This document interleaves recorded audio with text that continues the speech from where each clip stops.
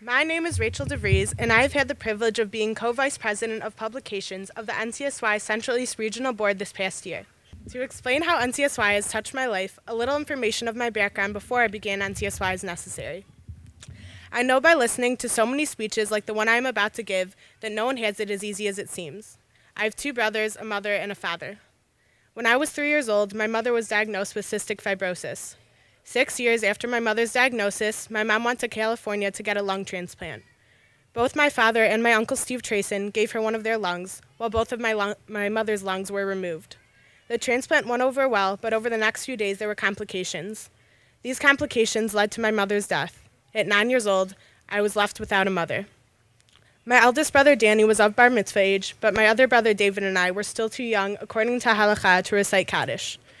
David and I did not know how to grieve other than to follow the ways of my Abba and Danny, so each morning for 11 months, the four of us went to shul twice every day to daven Shacharit, Mincha, and Mariv in order to recite Kaddish Yatom. My Abba believed that it was best for our family to stick to our regular routine as much as possible in order to return to whatever normalcy was possible. So the summer after my mother's death, I went to camp as I had always done. Although that particular summer I barely had any fun, I'm glad that I went. Inside my duffel, mixed in with my sunscreen and bug spray, my Abba packed me pages that had the Kaddish in Hebrew on one side and the English translation on the other, along with about 30 black kippot. "See if you can organize a minyan, Rachel," he told me before I left. I was so young, and I don't think my counselors even knew that my mother had recently passed away, let alone what the Kaddish was. During Menucha, free time after lunch, when my bunkmates were writing letters home to their mothers, I was praying to Hashem for mine. There I stood behind my cabin, praising Hashem's name, alone. I was too afraid to ask anyone to come with me, and I didn't know any male counselors to ask them to make a minyan for me to say Kaddish. I would read the Hebrew and then the English with tears rolling down my cheeks. Although it was one of the most difficult times in my life, I do not regret that summer, because I grew in a way that none of my friends did. Some of my friends matured as kids normally do when away from home for an extended period. I matured that summer too, but my maturation was not so much physical or mental like that of my friends. Rather, I believe I matured more in my heart. For the first time, I realized that Hashem isn't just there when there are 10 men present or when I'm davening at school with my classmates. Hashem is here, Hashem is there, Hashem is truly everywhere. I'd sung that song 1,000 times, but it wasn't until that summer that I truly believed what I was singing. I always believed that God was everywhere, but I did not understand that I could praise, think, and ask things of Him whenever I needed to. That summer taught me that my love for God did not have to depend on others being with me. Throughout the years, this has enabled me to become more independent and self-reliant in my love of God and my study of Torah. So what does this have to do with NCSY? Well, over the years, people start to forget certain things that I am left thinking about continuously throughout every day for the rest of my life. Of course, the particular circumstance I am referring to is my mother's passing.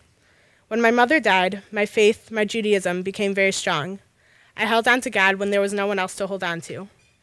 Praying gave me an outlet for my pain that I did not know so well before. Although not entirely, there was a time when I lost my faith in God. This is where NCSY came in. My freshman year, a very dear and close friend of mine, our regional president, Shoshi Gruber, asked me to come to Yarchei Kala, the amazing December break study program in New York. When I tell you I didn't have a clue what it was at the time, I am not exaggerating. I really just went because Shoshi and I were quickly becoming best friends, and I wanted to keep it that way. Shoshi introduced me to NCSY, but she is definitely not the only reason why I stayed. When I originally gave this speech at Shal Shuddis at my last Shabbaton, I was asked to try and mention the person who really inspired me in NCSY. Truly, I'm not trying to sound cliche, every NCSYer has inspired me.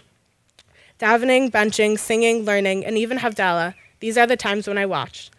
Those are the times that I look at the kids with their eyes shut, the kids who look like their hearts are going to literally pop out of their chests. Those are the times when I feel closest to God, because those are the times when I feel closest to His people. So thank you to all of you who have sent your children to NCSY or who have supported NCSY in any way. Everyone knows that NCSY inspires passion for Judaism, but it may not be obvious that, to so many, NCSY is a second family. So finally, Rabbi Friedman, you really are a mentor to me. Thank you for helping me to grow spiritually, but also emotionally throughout my 4 years in NCSY. Thank you.